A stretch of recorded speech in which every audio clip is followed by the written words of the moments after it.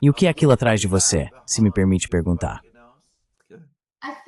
Acho que é só um parque comum, quer dizer, um parque aleatório. Não consigo me lembrar, talvez em Xangai, mas não tenho 100% de certeza. When I was in Shanghai in 20... Quando caminhei por Xangai em 2017, lembro-me de ter ficado realmente impressionado com a forma como os parques públicos eram mantidos. Os parques em Xangai, houve um em especial que visitei na antiga concessão francesa, claramente projetado em estilo ocidental, mas que estava lindamente conservado. A China tem uma das maiores tradições de jardinagem. Tenho que dizer, acho que já te contei que fui a Suzhou e visitei o jardim, como se chama mesmo. Bem, em inglês, chamamos de Jardim do Administrador Humilde. Eu sei, esse é famoso. Sim, suspeito que na China, como já descobri há muito tempo, as traduções em inglês de nomes chineses frequentemente dão uma qualidade orientalista que realmente não existe no original.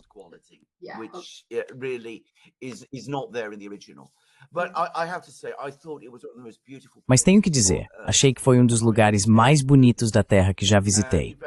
E na verdade, Suzhou, como um todo, me causou uma impressão tremenda. Não fui a nenhum dos restaurantes em Suzhou, porque tivemos pouco tempo, mas também me disseram que a culinária de lá é maravilhosa, mas Suzhou é linda. E os jardins de Suzhou, o jardim que vi era incrível. E a casa, na verdade, ninguém nunca fala da casa. Mas foi muito interessante ver, sabe, uma casa chinesa antiga de, obviamente, alguém que foi um ex-oficial, presumivelmente, ou alguém assim. E como disse, a impressão geral foi simplesmente extraordinária. Enfim, é isso. Era isso que eu queria dizer.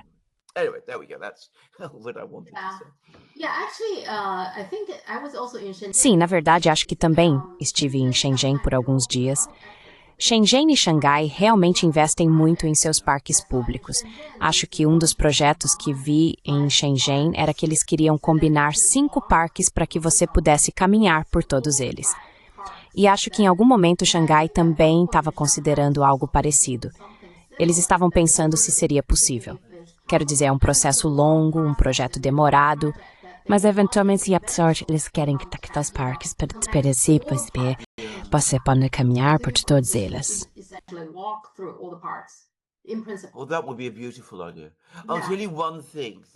Bem, essa seria uma ideia maravilhosa.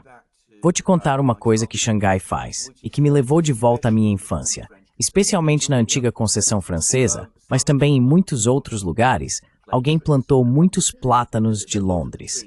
Sabe, muitas das ruas são avenidas ladeadas por eles. Agora, os plátanos de Londres, como o nome sugere, se originaram em Londres. Temos muitos deles aqui em Londres. Mas por razões que nunca foram satisfatoriamente explicadas, em Londres, as autoridades, em algum momento do início dos anos 1980, começaram a podá-los, de modo que no verão eles basicamente só dão algumas folhas verdes. Já em Xangai, assim como me lembro da minha infância, as árvores são deixadas para crescer normalmente no verão.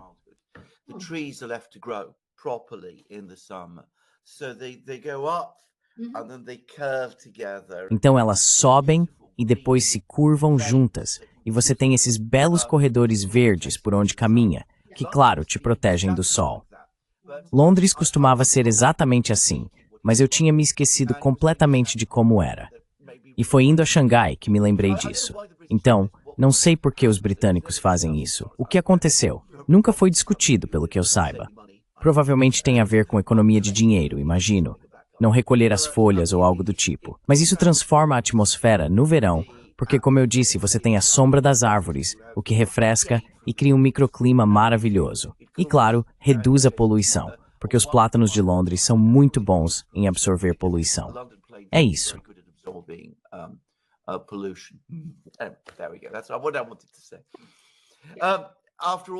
Era isso que eu queria dizer. Depois de todos os horrores que estamos prestes a discutir, sempre é um alívio falar sobre essas coisas. Como eu disse, as pessoas na China não valorizam isso. Mas quero dizer, a China se tornou um oásis de paz e tranquilidade. E para constar, saiu um artigo há alguns dias no Daily Telegraph, que talvez seja o jornal mais anti-China da Grã-Bretanha. E isso em meio a uma concorrência acirrada. De qualquer forma, alguém do Telegraph foi à China e voltou absolutamente encantado, dizendo: Estive aqui e posso afirmar com toda certeza, este é o país do futuro. E eu entendo por que ele pensaria assim. Aliás, me surpreende que os editores tenham deixado passar. Não ficou muito tempo na primeira página, mas enfim.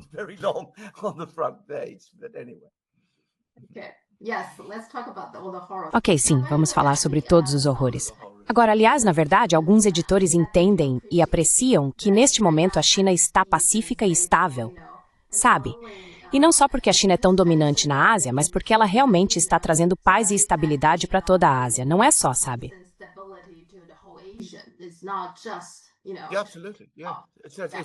Com certeza, sim. É absolutamente verdade. É a região mais pacífica do mundo. Olha o que conseguimos na Europa e no Oriente Médio, e o que vamos fazer no Oriente Médio, que vai piorar ainda mais. Quero dizer, é simplesmente irracional o que está acontecendo.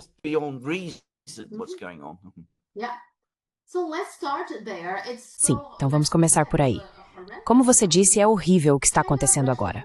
China, Rússia e os Estados Unidos têm pedido para seus cidadãos deixarem tanto o Irã quanto Israel. E alguns israelenses ricos estão fretando barcos para Chipre. Esse foi o último relato que vi. Isso significa que uma guerra total está prestes a estourar?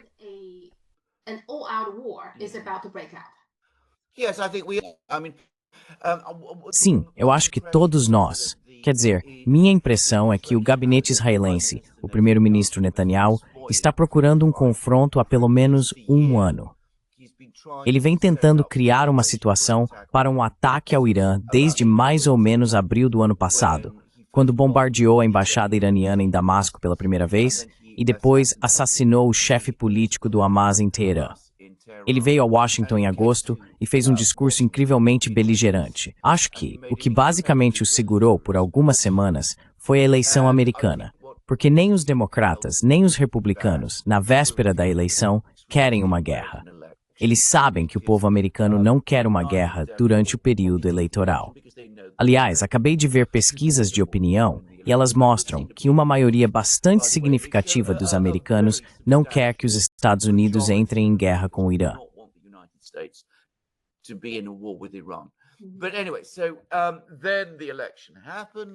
Mas enfim, então a eleição aconteceu.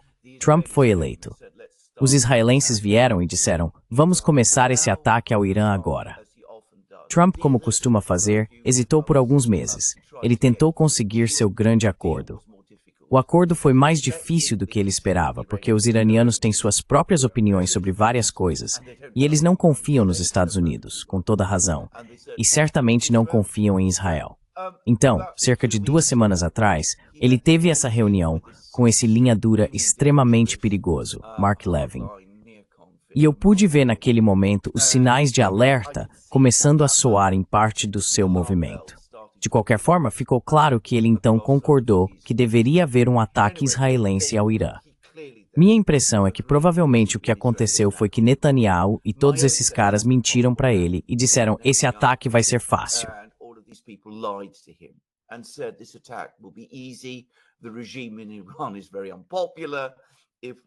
O regime no Irã é muito impopular. Se atacarmos, ele vai colapsar. O nível de ignorância que os americanos têm sobre o Irã é inacreditável. Não sei se você viu, mas houve uma entrevista que o Ted Cruz deu ao Tucker Carlson, em que ficou claro que o Ted Cruz nem sabe o tamanho da população do Irã, que, para constar, é de 92 milhões. Enfim, eles atacaram o Irã. O Trump, como sempre faz. Bom, primeiro de tudo, eles inventaram essa história absurda de que foi uma ação unilateral de Israel e que os Estados Unidos não estavam envolvidos, o que é ridículo.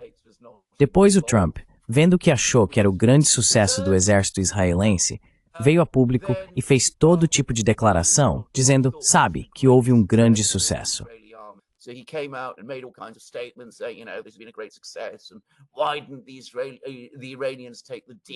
E por que os iranianos não aceitaram o acordo que eu estava oferecendo? Que acordo? Quero dizer, estávamos no meio de uma negociação. Não havia nenhum acordo na mesa. Havia posições de negociação, mas era só isso. E então, claro, cerca de um dia atrás, ficou claro que o Irã não iria colapsar e eles estavam atingindo alvos em Israel. E os israelenses e outros vieram e disseram, olha, tá claro que Israel não pode terminar isso, então precisamos que os Estados Unidos entrem também. E dá pra ver que Trump não esperava isso. E ele tem estado em uma fúria desde então. Ele foi à reunião do G7 e saiu depois de ter apenas conversas protocolares com as pessoas lá. After having only the perfunctory conversations with people there, he got into a row with Macron. Ele entrou em uma briga com Macron, o que é ridículo. Voltou furioso para Washington. Está tendo todas essas reuniões com seus principais assessores. Ainda está indeciso.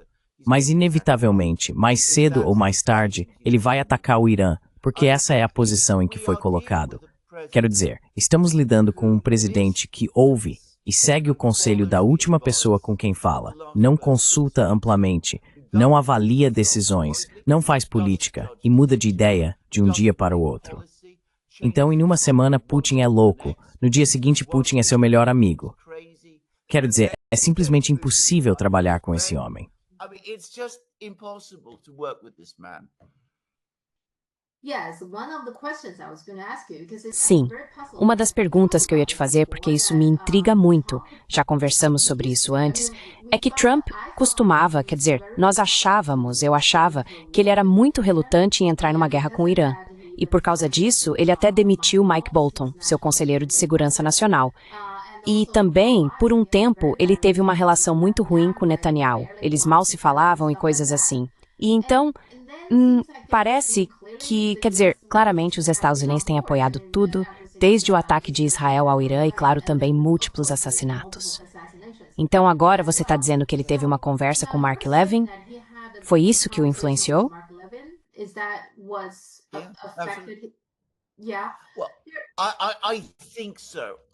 Sim. Bem, eu acho que sim. Quero dizer, estou pegando isso do Tucker Carlson. Tucker Carlson descobriu que Mark Levin tinha ido à Casa Branca e ficou extremamente chateado e alarmado com isso. E escreveu um texto muito forte no X, dizendo que isso era desastroso e levaria ao desastre. Porque eu não sei se você conhece o Mark Levin ou o ouve. Quero dizer, o homem é tão anti-Irã que está fora de qualquer parâmetro. E a linguagem dele, nas últimas semanas, ficou cada vez mais incoerente quando ele escreve sobre o Irã. Mas claramente houve um esforço coordenado de pessoas como Mark Levin para envolver os Estados Unidos em uma guerra com o Irã. Trump concordou de forma fraca, porque acho que disseram a ele que seria fácil. Este é um regime impopular que vai colapsar facilmente. Essa é a narrativa que foi espalhada por toda a parte neoconservadora da mídia, se posso colocar assim, de que eles estão definitivamente caminhando por uma bomba nuclear.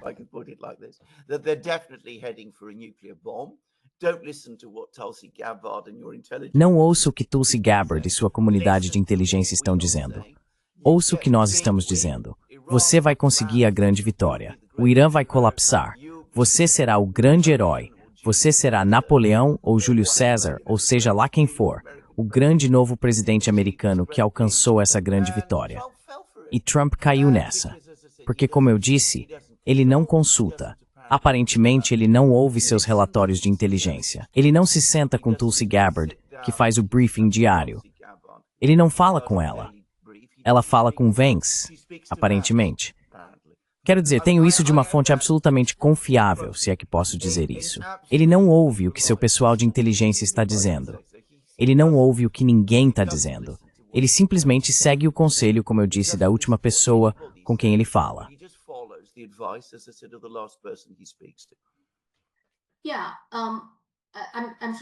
Sim, tenho certeza de que Mark Levin tem muita influência sobre o Trump, mas também há outras pessoas, incluindo Tucker Carlson, que também conversou com Steve Bannon.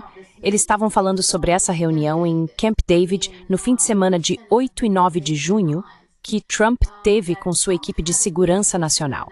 Agora, acho que tenho a lista das pessoas que estavam lá. Eles estavam falando sobre isso. E uma coisa que Steve Bannon destacou foi que Tulsi Gabbard não estava nessa reunião. Exatamente. Do que você está falando? O que está ali é que Vance estava lá, mas Vance, você sabe, ele não vai brigar com nenhum dos outros. Então o Rubio estava lá, Hegseth estava lá, e também John Ratcliffe, o diretor da CIA, que é outro falcão. Stephen Miller, o ex-chefe de gabinete da Casa Branca, outro falcão. Também o ex-conselheiro de segurança nacional, Robert O'Brien, então mais um falcão. É. Então todos os falcões estavam lá naquela reunião, não estavam com certeza? Absolutely. Absolutely. Exactly. That's exactly what happened. So you can see that Absolutamente. Exatamente. Foi exatamente isso que aconteceu. Assim, você pode ver exatamente o que aconteceu. Eles estão dizendo para ele: você vai ser fraco, está deixando os iranianos te enganar. Os israelenses estão prontos para agir. Tudo o que precisam é do seu sinal verde. E como eu disse, nós vamos vencer. Eu me lembro do Netanyahu vindo ao Congresso em agosto passado e dizendo que a lição é: se atacarmos, vencemos. E foi nisso que ele foi persuadido. Foi convencido a fazer essa campanha antecipada. Vance provavelmente era a única pessoa na sala que poderia ter sugerido fraqueza, porque infelizmente essa é a realidade do momento.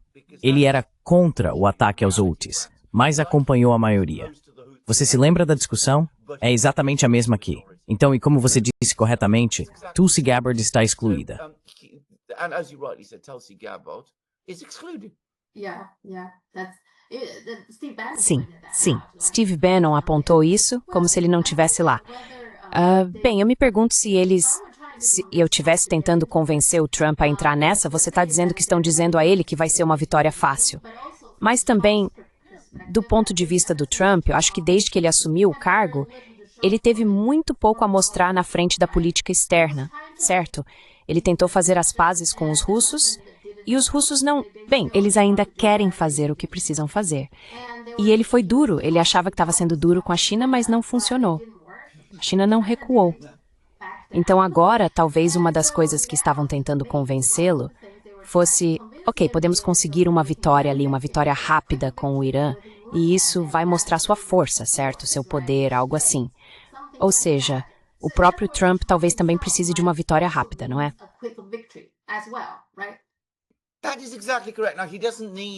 Isso está absolutamente correto. Agora, ele não precisa de uma vitória rápida em termos políticos, o que parece que ele não entende. Quero dizer, as pessoas não vão deixar de votar nele em Minnesota porque ele não conseguiu imediatamente uma grande vitória em política externa. Mas na cabeça dele, em sua psicologia, ele quer passar de uma vitória para outra. Então, você está absolutamente certo. Os linha dura ao redor dele, pessoas como o General Kellogg, o Rubio também, disseram que ele precisava ser duro com os russos, ameaçá-los com sanções massivas, forçá-los a concordar em congelar o conflito. Os russos disseram não.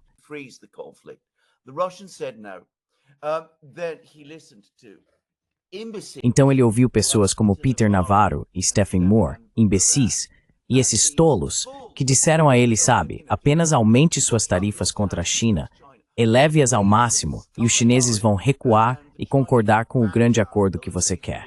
E também aumente as tarifas contra todo mundo, e assim você pode forçá-los a concordar também em continuar negociando com os Estados Unidos, mas cortando seus laços com a China. Claro, nada disso aconteceu. Os chineses não caíram nesse blefe. Nenhum daqueles. Você se lembra de todos aqueles países que supostamente estavam prontos para fechar acordos com os Estados Unidos, que iriam reduzir seu comércio com a China?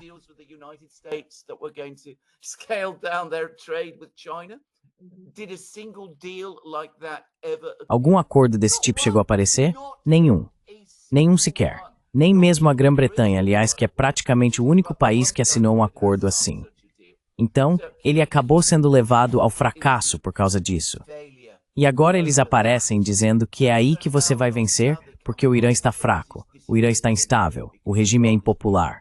Vamos atacá-lo, vamos atacar com força. Os russos não vão ajudá-los, os chineses não vão ajudá-los. Eles estão completamente sozinhos.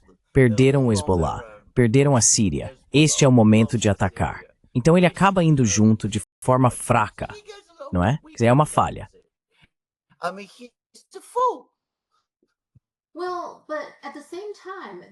Bem, mas ao mesmo tempo, não é como se as pessoas que são contra a guerra estivessem caladas. Então, o pessoal do MAGA, o Tucker Carlson, de quem você está falando, e o Steve Bannon, todos eles são contra. Quero dizer, Steve Bannon e Tucker Carlson tiveram essa conversa e ambos estavam muito insatisfeitos com isso, para dizer o mínimo. Agora, Tucker Carlson estava dizendo que se Trump nos levasse a uma guerra com o Irã, isso precipitaria a queda do Império Americano. Foi isso que ele disse e que isso efetivamente acabaria com a presidência dele. Então são palavras bem fortes, certo? E o Steve Bannon, claro, destacou isso.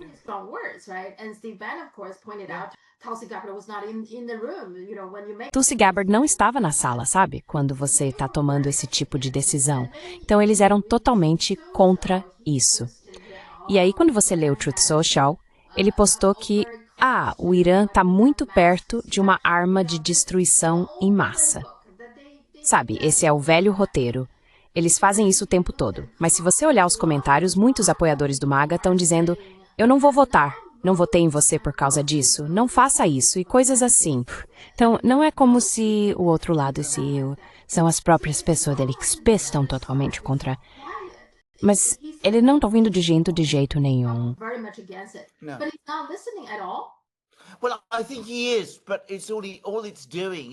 Bem, eu acho que sim, mas tudo que isso faz é deixá-lo cada vez mais irritado. Então ele publica coisas malucas como: eu sou a pessoa que criou America First, e eu decido o que isso significa, e todos os outros devem concordar comigo. Quero dizer, esse tipo de coisa. E ele chama o Tucker Carlson. Ele diz um Tucker Carlson maluco, esse tipo de coisa. Porque ele já tomou essa decisão. Esse é o problema. Ele tomou essa decisão secretamente. Ele deu sinal verde para os israelenses. Ele estava confiante de que eles iriam vencer. Tudo seria muito, muito fácil. Então os israelenses atacaram, e agora a batalha está em andamento, e os israelenses ainda não venceram. E aliás, se for deixado para um confronto direto entre Israel e Irã, as chances, no final das contas, favorecem o Irã, porque é um país muito, muito maior.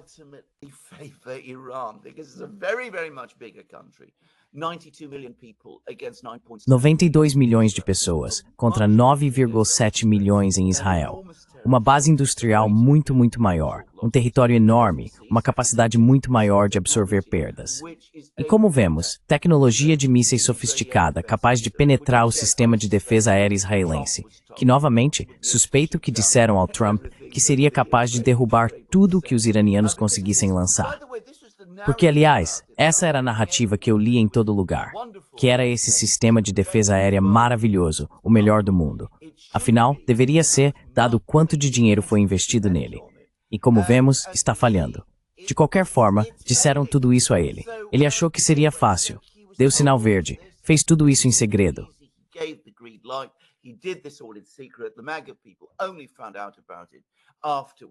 O pessoal do MAGA só descobriu depois, quando já era tarde demais. E agora, como eu disse, ele entende que está numa situação terrível. Mas como muitas pessoas, e infelizmente isso é outra coisa que tenho visto, muitas pessoas, quando se encontram numa situação como essa, o instinto não é recuar e admitir o erro, confessar o fracasso e dizer para pessoas como Tucker Carlson: você estava certo e eu estava errado. O instinto é insistir ainda mais, reforçar o fracasso, enviar os mísseis, os bombardeiros e os aviões para o Irã, e esperar que isso traga a grande vitória que foi prometida a mim, e que de alguma forma apague e anule todos os erros cometidos antes.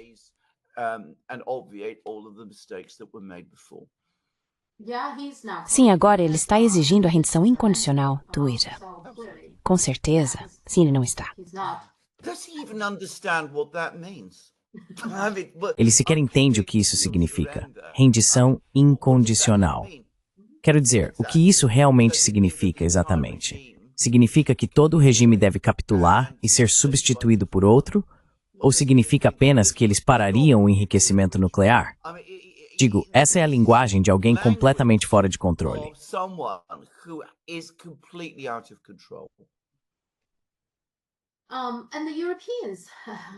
E os europeus? Eles são os europeus, certo? Então, o Macron, por exemplo, eles estão sempre apoiando o direito de Israel de se defender.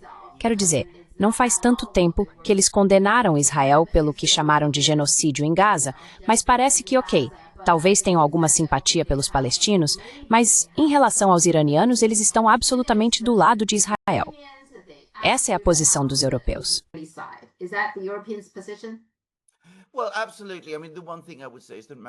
Bem, absolutamente. Quero dizer, o que eu diria é que Macron faz o que sempre faz. Ele aparece, faz declarações sofisticadas Ele diz que uma mudança de regime no Irã seria um grande erro e que é contra isso e tudo mais, coisas que, aliás, claramente irritaram Trump. Mas como sempre com Macron, ele diz essas coisas inteligentes e elas não significam nada, porque os europeus no geral estão apenas acompanhando isso. Scholz, o chanceler alemão, obviamente apoia. Quero dizer, ele deixou isso absolutamente claro. Keir Starmer sabe que no Reino Unido há uma forte oposição a isso por parte de muitas pessoas.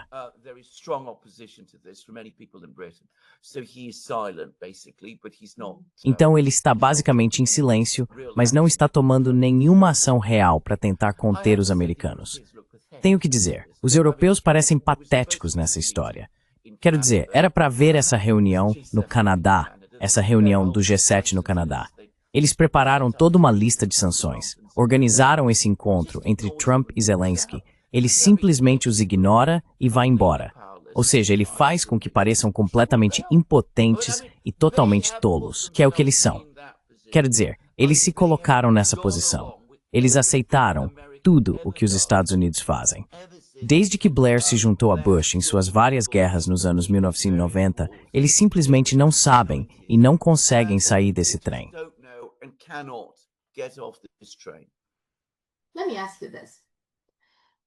Deixe-me te perguntar uma coisa. Se, digamos, aconteça o que acontecer, vamos supor que no final o governo iraniano atual diga: ok, eu me rendo, apenas me diga o que fazer, eu fazer tudo o que você pedir, ou eles instalem um regime fantoche, um governo fantoche.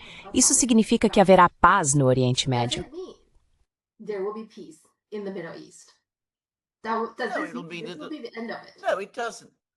Isso será o fim disso. Não, não será. Isso simplesmente vai criar um novo conjunto de problemas, que no final serão piores do que os problemas existentes. A maneira de estabilizar o Oriente Médio é realmente chegando a acordos com as pessoas, não tentando impor soluções. É isso que eles têm tentado fazer. Os americanos e seus aliados têm tentado fazer no Oriente Médio desde que me lembro, aliás, desde antes do Bush. E bem, não funcionou. Só está tornando a situação lá continuamente violenta e instável e está gerando mais terrorismo e criando todo tipo de novos problemas. Porque, como vimos com Ted Cruz, eles não entendem o Oriente Médio. Eles acham que o Oriente Médio é um lugar fácil de controlar. Não é. Então, absolutamente, isso não vai simplificar nem resolver os problemas do Oriente Médio. Vai piorá-los. Sim.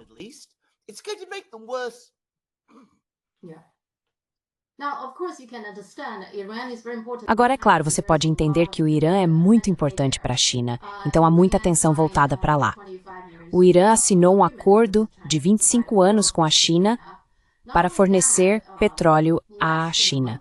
E não só isso, há menos de um mês, em 25 de maio, o primeiro trem de carga vindo de Xi'an chegou a Cavan. Eles chamam de Porto Seco, que fica em terra. Agora, essa rota é uma rota ferroviária, que reduziu o tempo de trânsito, se você fosse pelo mar e oceano, de 30 a 40 dias para 15 dias. Então, isso reduziu significativamente esse tempo e também diminuiu o risco de enfrentar mau tempo ou piratas. Portanto, é muito menos arriscado.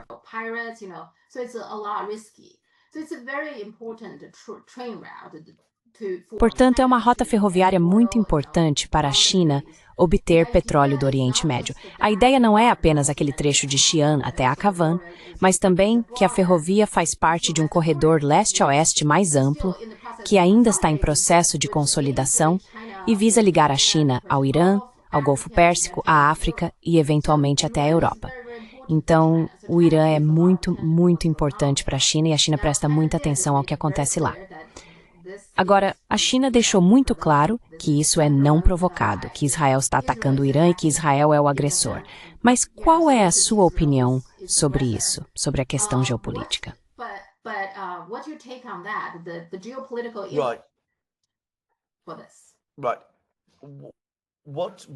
Mas o que eu sempre digo, no fundo de todos esses problemas, sempre está a China. E sim, quero dizer, há o povo israelense que está apenas... Você sabe, o Netanyahu tem sido obcecado com o Irã por pelo menos 40 anos. Aliás, as pessoas dizem que ele começou a falar sobre uma bomba iraniana em 1992. Na verdade, elas estão erradas sobre isso. Os primeiros artigos, que aparentemente foram em certa medida inspirados pelo Netanyahu, apareceram em 1984, quando ele era diplomata israelense em Washington. Então, quero dizer, ele tem essa obsessão com o Irã, que é pessoal para ele, mas é compartilhada por muitos setores da sociedade israelense. Mas com os Estados Unidos, com os neoconservadores, com esse pessoal, ainda mais importante é esse grande conflito com a China. Essa batalha épica, de época, pela dominação do mundo na qual eles acreditam estar envolvidos.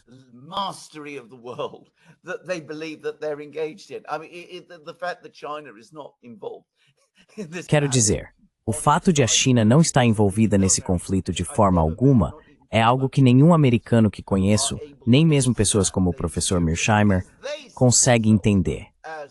Eles presumem que, como se veem envolvidos nesse grande acordo, a China também deve estar. Então eles veem que o Irã entrou para o BRICS, que a China intermediou esse acordo entre Irã e Arábia Saudita, que a China está construindo todas essas ligações ferroviárias e outras coisas das quais você falou, que a China tem importado muito petróleo iraniano. E eles pensam, certo, isso é realmente perigoso. Essa é a pedra angular do arco. Se conseguirmos eliminar o Irã, isso vai enfraquecer a China. Essa narrativa está em toda parte.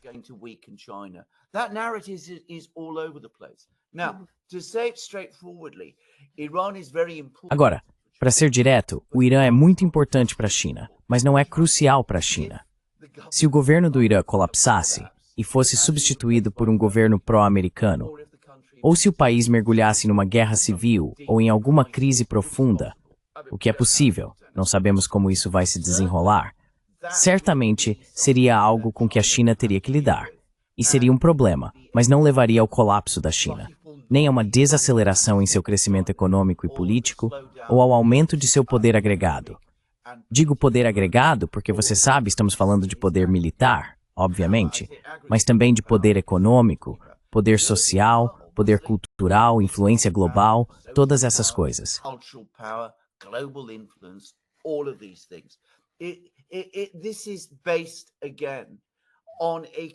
Isso se baseia novamente em uma premissa completamente falsa.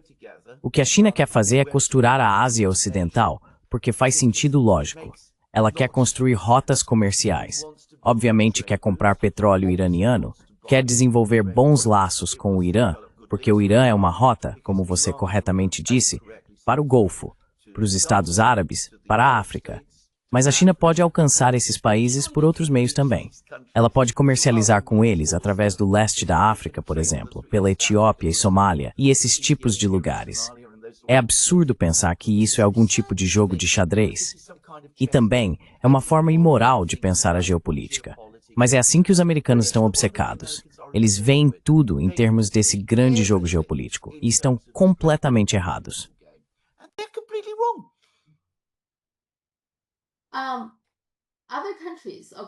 Outros países, ok. Quero dizer, por que isso é tão complicado? Porque há tantos países envolvidos nisso. Então, por exemplo, o Paquistão. Netanyahu aparentemente mencionou o Paquistão como um segundo alvo. Agora, nem mesmo Trump está satisfeito com isso e tuitou dizendo que sabe não se deve envolver o Paquistão. Agora, é claro, o Paquistão está muito irritado.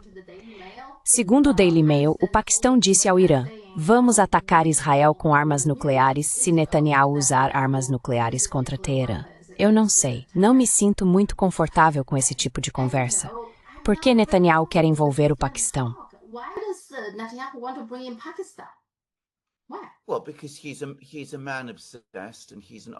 Bem, porque ele é um homem obcecado, está envelhecendo, não está com a saúde particularmente boa, e sua situação política em Israel está enfraquecendo, e todas as guerras de Israel estão dando errado.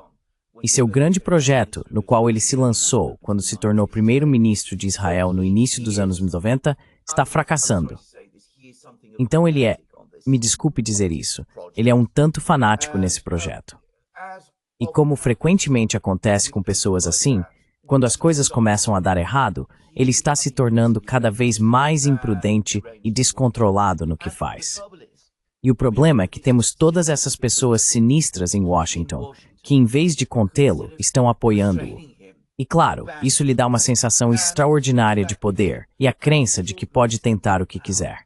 E no fim das contas, os americanos sempre virão em seu socorro e o tirarão do apuro. E vemos isso no Irã. Pelo menos neste conflito com o Irã. Portanto, ele provavelmente está certo.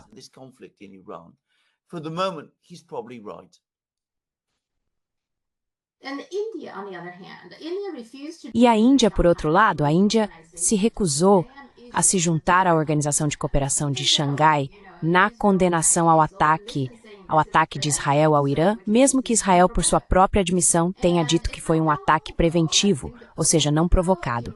E não faz tanto tempo, acho que há um mês, o Irã e a Índia acabaram de assinar 2 memorandos de cooperação no meio da guerra entre Índia e Paquistão.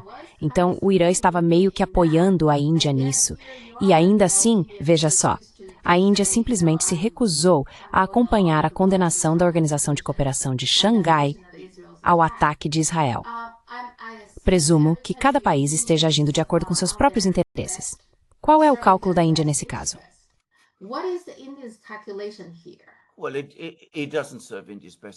Bem, isso não serve aos melhores interesses da Índia. Algumas semanas atrás, na verdade, alguns meses atrás, eu estava conversando com um diplomata indiano, o ex-diplomata Memika Badrakumar, que, aliás, escreve um blog muito bom. E ele é realmente alguém que vale a pena ouvir e ler. De qualquer forma, ele me disse que o problema fundamental da Índia é que todo mundo de fora acha que ela é uma grande potência emergente. Mas na verdade não é. Ela vê tudo de forma muito limitada. É obcecada pela sua rivalidade com o Paquistão e ainda está profundamente submissa aos Estados Unidos.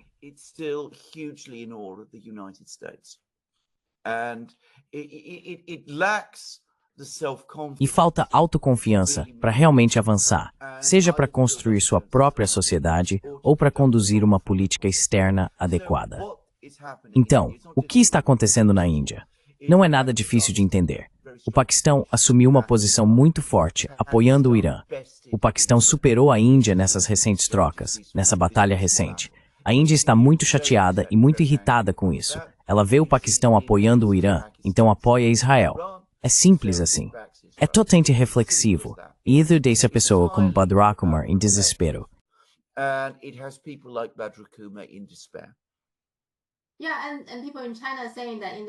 Sim, e as pessoas na China estão dizendo que a Índia basicamente está apunhalando o Irã pelas costas. Então é assim que as coisas são, e sim, absolutamente. Então, por que o Irã ainda quer negociar com os Estados Unidos depois de tantas vezes em que foi, você sabe, enganado e promessas foram feitas, mas não cumpridas? Por que o Irã ainda confia nos Estados Unidos?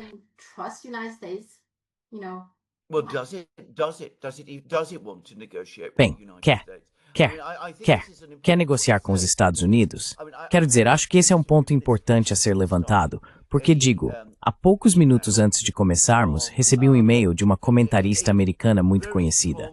Não posso dizer o nome dela porque é algo privado, mas ela disse que seria incrivelmente perigoso para diplomatas ou autoridades iranianas saírem e se encontrarem com os americanos, porque os americanos e os israelenses estão assassinando-os. Então, tudo que você faria seria se expor, e eles poderiam te matar. E isso está absolutamente correto. Eles têm tentado matar autoridades iranianas.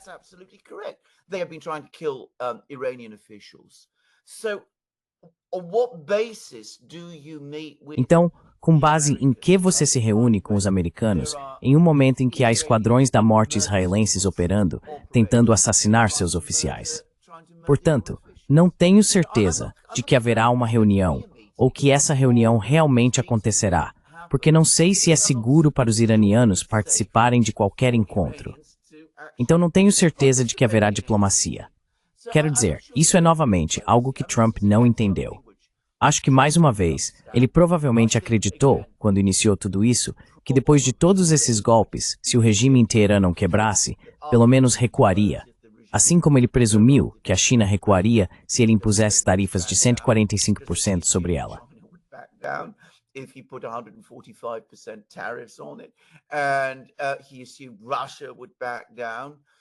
E ele presumiu que a Rússia recuaria se ele a ameaçasse com sanções, caso não concordasse com o cessar-fogo e tudo mais. E ele, novamente, acho que vai descobrir que, longe de isso fazer com que os iranianos cedam, vai deixá-los muito cautelosos em negociar com os americanos. E isso vai fazê-los adotar uma postura ainda mais rígida. Quero dizer, isso me parece inevitável agora. Ele exige rendição incondicional. Qual é a base para negociar depois de uma exigência dessas? To negotiate after you have a demand like that. Bem, eles estavam no meio de uma negociação. Por isso, acho que pegou todo mundo de surpresa. Porque o consenso era, pelo menos, que se uma guerra estourasse, deveria acontecer depois.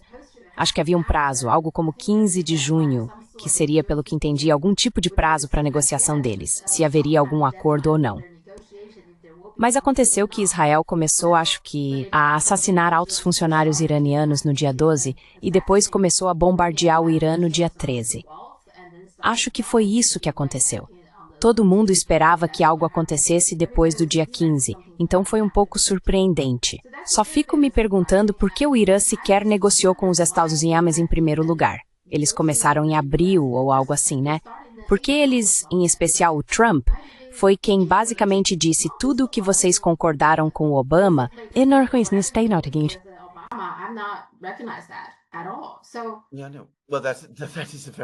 Bem, essa é uma excelente pergunta. Quero dizer, acho que aqui houve divisões dentro da sociedade iraniana. E dentro da liderança iraniana, acredito que as pessoas da política externa, militar e de segurança sempre foram profundamente desconfiadas de qualquer tipo de negociação com os americanos. Mas então, o que aconteceu no ano passado foi que o ex-presidente do Irã, Ebrahim Raisi, morreu. E agora estou muito desconfiado. Eu já estava desconfiado dessa morte quando aconteceu. E fiquei ainda mais desconfiado desde então. Lembro que discutimos isso, aliás, e lembro que você me disse que os internautas chineses estavam bastante desconfiados a respeito. Mas então os iranianos fingiram, ou alegaram, ou disseram que foi tudo um acidente.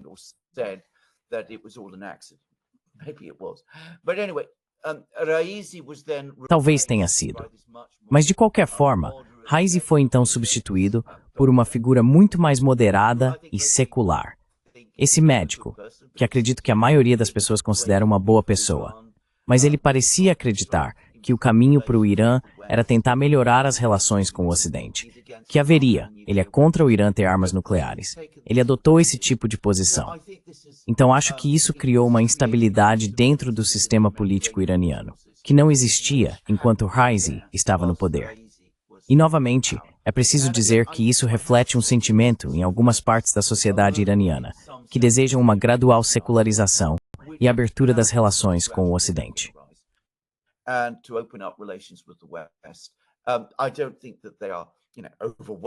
Eu não acho que eles sejam, avassaladores. Não acho que seja uma massa crítica de pessoas. Mas de qualquer forma, o fato é que Pezeshkian venceu a eleição. Eu sei que é um erro terrível. Acho que, como você disse muito corretamente, isso apenas abriu a porta para todas essas coisas que agora estamos vendo. E isso tornou as respostas iranianas muito, muito mais difíceis. Então, acredito que Pezeshkian tem sido uma voz consistente a favor de negociações com os americanos.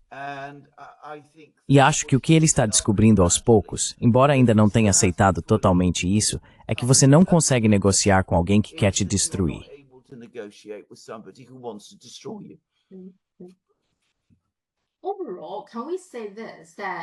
No geral, podemos dizer o seguinte, que a China quer a paz, porque a paz tem sido boa para a China. A ascensão da China foi pacífica, certo? Então, para ter relações comerciais com todos, é preciso paz, para se desenvolver, etc. Podemos dizer agora que os Estados Unidos querem guerras, conflitos, caos e instabilidades em todo o mundo? Talvez não dentro dos Estados Unidos, embora eu nem tenha tanta certeza disso, porque veja como está caótico dentro dos próprios Estados Unidos também. Mas, neste momento, os Estados Unidos querem todas essas coisas. Podemos dizer que essa é a grande diferença entre os dois países.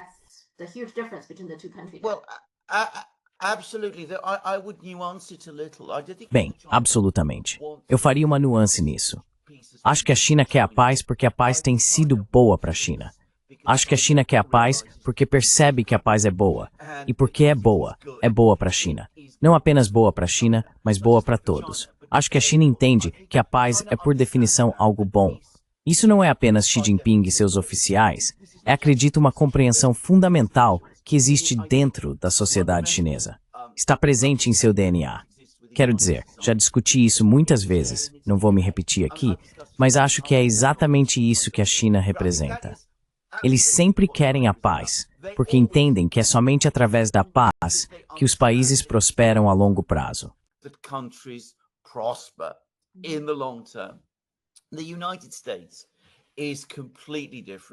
Os Estados Unidos são completamente diferentes. Não se trata apenas de paz, nem exatamente de guerra, trata-se de poder. Está constantemente obcecado por poder, porque vem de uma cultura europeia. Foi criado a partir de uma cultura europeia que é obcecada por poder e guerra. Posso dizer, só para dar uma ideia de qual é a mentalidade ocidental. Nós temos na Grã-Bretanha um poeta muito famoso chamado Rudyard Kipling, que foi o grande poeta do Império Britânico. E ele escreveu uma vez um poema em que dizia que só existem 4 coisas que importam. As 4 grandes coisas, como ele colocou. E essas eram mulheres, cavalos, poder e guerra.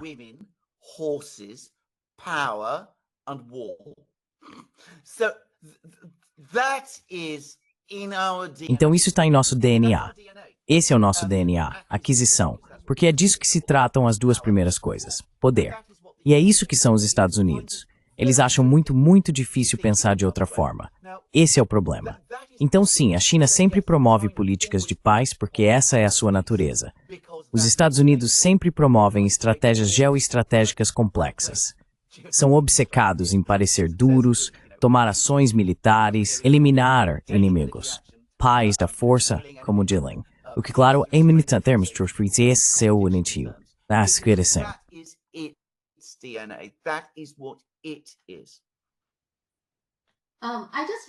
Acabei de ler que Shoigu está visitando a Coreia do Norte. Então, o que está acontecendo por lá? A Coreia do Norte vai se envolver mais na guerra da Ucrânia agora?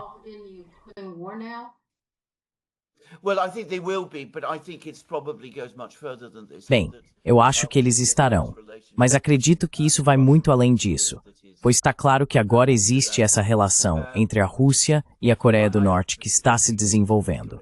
E, obviamente, eu nunca estive na Coreia do Norte, e não espero que vá para lá tão cedo. Mas entendo que a economia de lá está começando a ganhar impulso porque eles estão começando a importar uma grande quantidade de energia e outros produtos de matérias-primas da Rússia.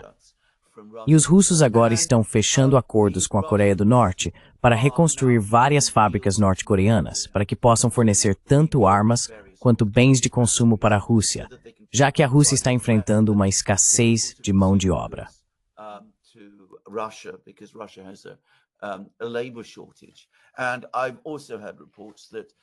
Também recebi relatos de que trabalhadores convidados norte-coreanos estão começando a trabalhar cada vez mais em fábricas russas no Extremo Oriente. É importante ressaltar que isso ainda representa apenas uma fração do comércio entre a China e a Coreia do Norte, mas já é suficiente para tornar essa opção atraente para a Coreia do Norte. E claro, é muito benéfico para a Rússia, porque, como eu disse, eles realmente enfrentam essa escassez de mão de obra. Afterward, towards norte-coreano, aparentemente multidisciplinares e turbo-duro. Eles se sequer professores e produzi-los bem. Certo, vem para missura, Rojas. Antes de tudo, se você acha que o GC ainda é relevante?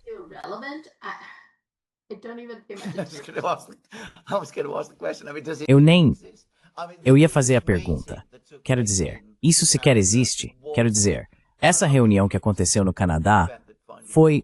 Talvez não tenha sido o evento que finalmente matou o G7, mas o líder do país mais poderoso do G7, de longe, os Estados Unidos, está claramente desinteressado nisso. Ele é incrivelmente insultuoso. Ele diz, sabe, por que a Rússia não está aqui? Por que a China não está aqui? Isso também foi interessante. Por que eles não estão aqui? Por que estou perdendo meu tempo, em outras palavras, conversando com pessoas sem importância, que é o que vocês são. E sabe, ele passa algumas horas lá, claramente entediado e, como eu disse, provavelmente ficando cada vez mais irritado. E então ele vai embora. E aí, sabe, temos todo esse debate. Ele vai assinar o comunicado final ou não vai assinar? Enfim, tudo isso. Então, para mim, não parecia nem um pouco relevante. Parecia zero, na verdade. Não é absolutamente necessário. o dia. has absolutely no meaning or reality anymore. Sim, eu também percebi que o Trump disse: por que a Rússia não está sendo convidada de volta? E se vocês convidarem a China, tudo bem por mim? Ou essa é uma boa ideia, algo assim. Mas eu fico pensando, sabe, não acho que o Putin esteja nem interessado. Talvez em algum momento a Rússia tenha estado, mas não acho que o Putin esteja interessado de jeito nenhum. E o Xi Jinping, neste momento, está participando da segunda cúpula China-Ásia Central em Astana. Então, estão talvez não nem um pouco para o G7. Well, the Russians have been repeatedly Bem, os russos têm repetidamente dito que se receberem um convite para voltar ao G7, vão recusá-lo. Eles não querem mais ter nada a ver com isso. Aliás, e acho que isso é importante dizer, para os russos, o G8 foi uma experiência completamente humilhante. Porque, ao contrário do que muitos acreditam, o G7 continuou existindo paralelamente ao G8. Então a Rússia era convidada e participava das reuniões. E primeiro, havia 2 dias de reuniões dos estados do G7, os americanos e seus aliados. E então, no último dia, nas últimas horas, os russos eram autorizados a entrar na sala e informados sobre tudo o que os outros já haviam decidido. into the room and told what all of the others had agreed. Apparently, the Russians got more and more angry. Aparentemente, os russos ficaram cada vez mais irritados com isso e cada vez mais frustrados. E como me lembro muito bem, acho que foi em 2013, Putin decidiu não comparecer. Ele enviou Medvedev em seu lugar, recusou-se a ir pessoalmente. Então os russos não vão voltar. Xi Jinping tem uma reunião muito mais importante com os líderes da Ásia Central. Essas são reuniões de negócios de verdade, encontros onde realmente se faz trabalho. O G7 agora é apenas um ritual formal que ninguém leva a sério. Dá para perceber isso por esses comunicados enormes que eles publicam. São realmente totalmente vazios de qualquer conteúdo real. They're really entirely empty of any real content. Eles convidaram o MBS, Sábio Saudita, e ele também recusou o convite. Ele arranjou algumas desculpas. Disse que está muito ocupado aqui. Sim, no Women É, então só as pessoas importantes, né? Dá para entender por que o Trump está entediado.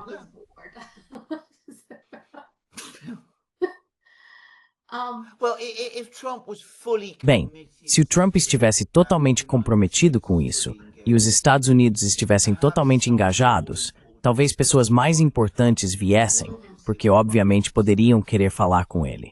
Mas eles não vão perder tempo viajando até o Canadá para se encontrar com Starmer, Macron, Scholz e pessoas assim. Quero dizer, isso é algo que os europeus precisam entender, o que, claro, eles nunca vão entender.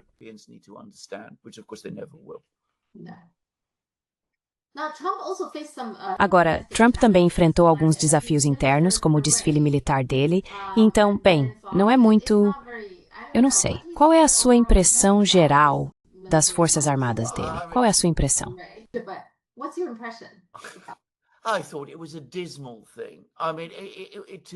Achei que foi algo deprimente.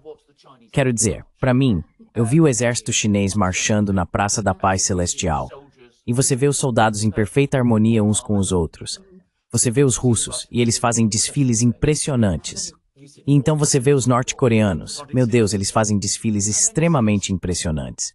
E então você vê esse chamado desfile, soldados desleixados que mal conseguem marchar. Achei que foi uma apresentação lamentável. Na verdade, isso demonstrou o grau de decadência militar dos Estados Unidos.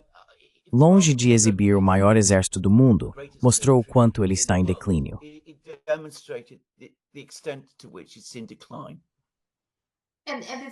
E é típico do Trump lucrar com isso. Ele está vendendo ingressos, colocando anúncios no meio, quer dizer, é típico do Trump fazer algo assim.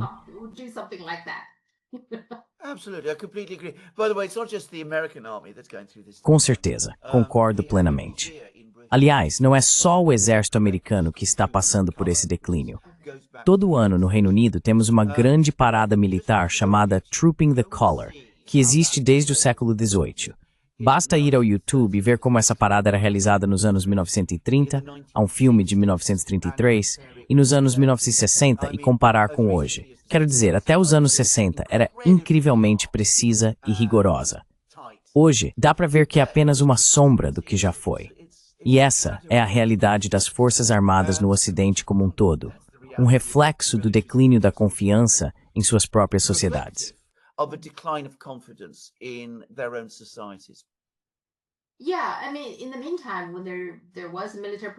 Sim, quero dizer, enquanto isso, quando houve um desfile militar, também houve milhares de protestos, que eles chamaram de protestos sem rei. E os protestos têm acontecido nos Estados Unidos por diferentes razões, certo? Primeiro, eles estavam apoiando os palestinos, protestos contra o genocídio. E depois ainda há protestos em andamento, certo? Sobre a captura de imigrantes ilegais e esse tipo de protesto que até se tornaram violentos. E agora, anti-Trump, eu acho, protesto sem rei. Agora é protesto o tempo todo. E além disso, de forma muito estranha, 2 legisladores foram assassinados em Minnesota. Quero dizer, o que está acontecendo aqui nos Estados Unidos?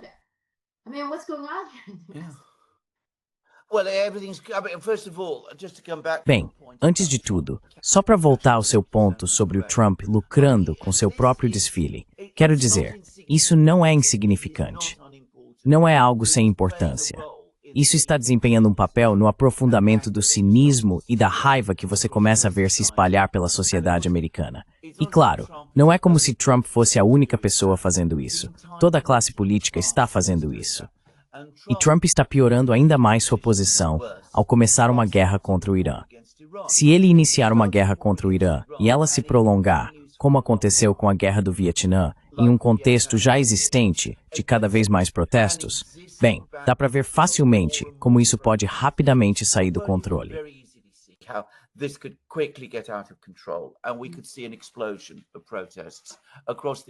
E poderíamos ver uma explosão de protestos em todos os Estados Unidos, talvez até mesmo com a base eleitoral original de Trump se voltando contra ele. Então você sabe, essa é uma situação muito, muito tensa.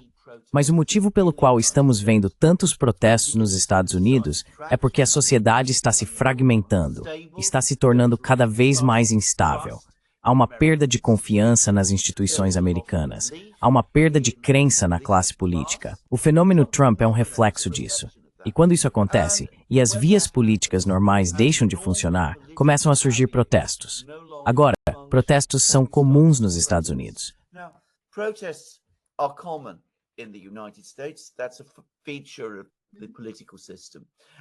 Isso é uma característica do sistema político. E também precisamos ser cínicos em relação a alguns desses protestos. Eles são claramente organizados pelas mesmas pessoas de sempre. E alguns desses protestos, especialmente os que acontecem na Califórnia, não tenho nenhuma dúvida, não posso provar, mas não tenho nenhuma dúvida de que há também gangues criminosas envolvidas. Sabe, já vi isso acontecer em muitos lugares. Quando percebem agentes da lei entrando em seus territórios, organizam tumultos para tentar expulsar essas pessoas. Então todos esses diferentes elementos se unem, mas a história geral é o declínio da autoridade do Estado.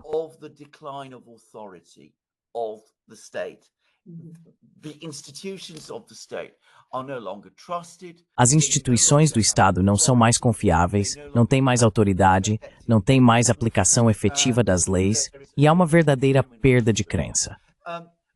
Não estou dizendo que os Estados Unidos estão à beira de uma guerra civil ou algo assim, graças a Deus.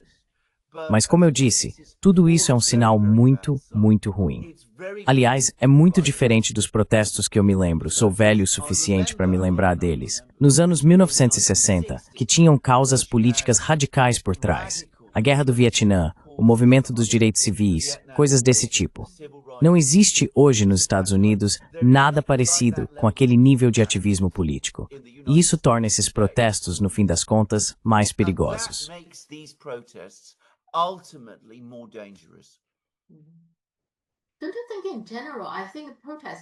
Você não acha, de modo geral, que protestos, algumas pessoas têm muito orgulho de que no Ocidente você pode protestar livremente? E as pessoas realmente protestam o tempo todo? E então você não vê esse tipo de protesto na China. Eu, pessoalmente, sinto o seguinte. Protestar, para mim, é quase como o último recurso para resolver um problema. Porque se existe um problema, se eu não estou satisfeito com algo, acho que deveria haver algum tipo de processo e mecanismo onde eu possa expressar minhas preocupações a alguém importante.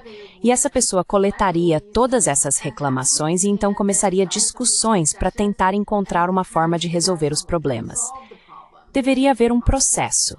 Quando as pessoas protestam, isso significa que eu tenho um problema, mas ele não é resolvido e eu não sei o que mais posso fazer além de protestar. O protesto em si não é um sinal de desespero e de falta de opções?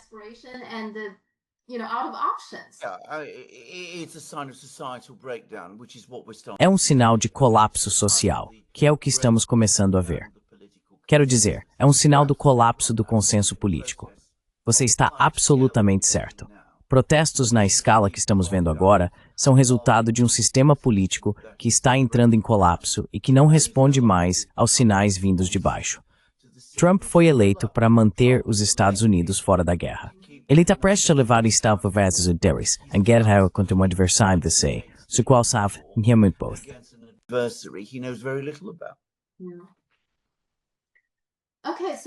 Certo. Então, qual é a reação do Reino Unido em relação à queda desse Boeing 787? Porque era um voo de Delhi para Londres, certo? Alguma reação por lá?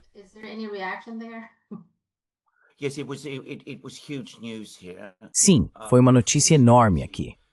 Claro, ninguém fala sobre o que não pode ser mencionado, que este é outro avião da Boeing, e um novo. E a gente se pergunta exatamente o que está errado, mas isso não é algo sobre o qual as pessoas queiram falar. Mas realmente atraiu muita atenção. E claro, há uma comunidade indiana muito grande aqui na Grã-Bretanha. Algumas dessas pessoas são muito cumpridoras da lei. Aliás, algumas delas são ricas e bem conectadas na sociedade britânica. Foi um choque profundo no geral. Certo, só mais uma coisa a qual precisamos prestar atenção. Amanhã é o prazo final para o banimento do TikTok novamente. Você sabe que o Trump já prorrogou isso uma segunda vez, então.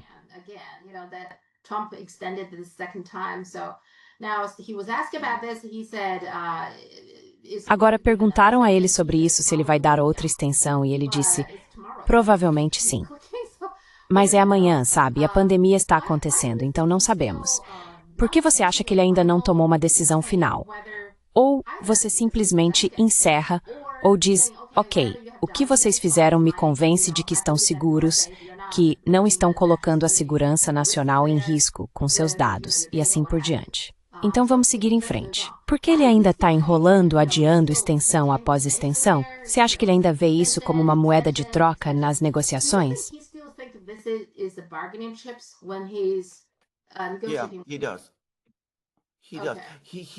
Sim, ele tem.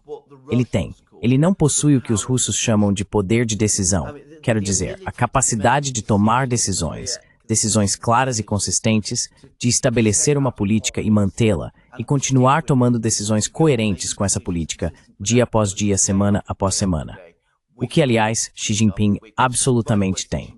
Quero dizer, o programa Made in China é um exemplo disso, assim como a melhoria da poluição nas cidades. Essas coisas não acontecem sozinhas. Você não simplesmente escreve um decreto e espera que aconteça. É preciso fazer reuniões todos os dias. Você acompanha, você vê isso até o fim. Isso é, como os russos chamam, o poder de decisão.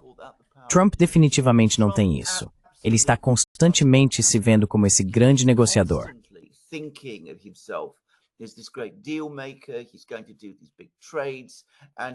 Ele vai fazer essas grandes negociações e está preocupado que, se fechar o acordo do TikTok, vai perder sua vantagem.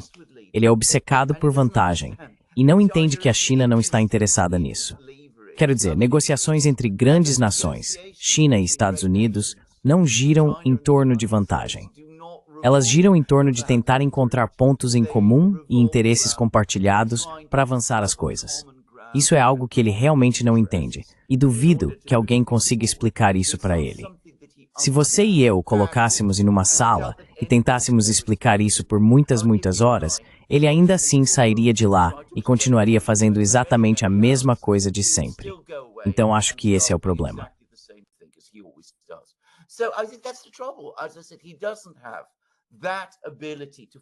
Como eu disse, ele não tem essa capacidade de formular uma política, de criar uma política, de desenvolvê-la e levá-la adiante. A política tarifária é outro exemplo. Quero dizer, se os Estados Unidos quiserem adotar uma política de proteção ou protecionismo, você pode achar isso bom ou ruim. Mas sabe, é uma política, e você pode trabalhar para alcançá-la, pode construir um consenso em torno dela, pode criar as estruturas para implementá-la, e sabe, você pode fazer isso. Mas claro, ele não faz isso.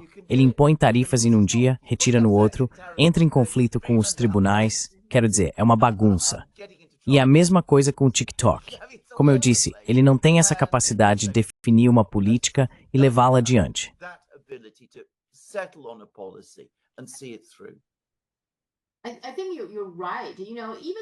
Acho que você está certo. Mesmo que a China não diga isso repetidamente, pelas suas ações fica claro. Se quiserem encerrar, encerrem. Nós não vamos vender. Quero dizer, eles deixaram isso muito, muito claro. Existe uma lei na China dizendo que se uma empresa possui tecnologia de ponta importante, ela não pode vendê-la. Então, para o TikTok, o algoritmo é considerado tecnologia sensível. Portanto, é simplesmente ilegal para o TikTok vendê-lo. Mas a China já disse isso várias vezes. Parece que eles não entendem, eles parecem não acreditar nisso.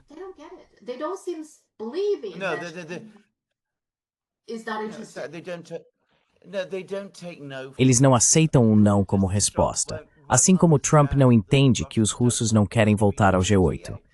É algo que ele simplesmente não consegue compreender. Mas, aliás, ele não é único no Ocidente nisso. Os ocidentais, em geral, sempre têm dificuldade em entender que quando os outros dizem não, é porque realmente querem dizer não.